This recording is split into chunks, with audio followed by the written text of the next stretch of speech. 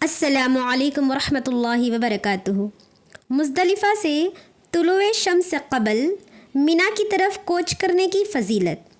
ابو اسحاق روایت کرتے ہیں، میں نے عمرو بن میمون رضی اللہ تعالیٰ عنہ سے سنا، وہ کہتے ہیں میں مزدلفہ کی صبح عمر رضی اللہ تعالیٰ عنہ کے پاس موجود تھا۔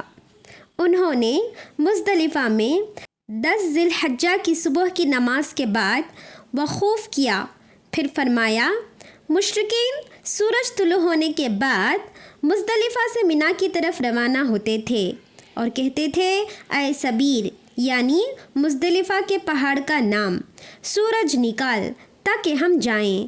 تو رسول صلی اللہ علیہ وسلم نے ان کی مخالفت کی، پھر حضرت عمر رضی اللہ تعالی عنہ سورج طلوع ہونے سے پہلے مزدلفہ سے روانہ ہوئے۔ تخریج صحیح البخاری۔